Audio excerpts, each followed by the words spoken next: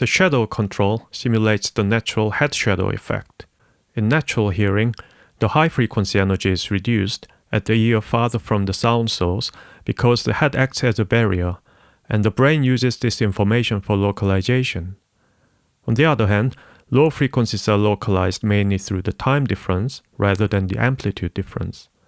By combining the shadow feature with the dual-band panning, DUOPAN can mimic how we actually hear sounds in space, making the stereo image feel like it's wrapping around your head instead of sitting inside it.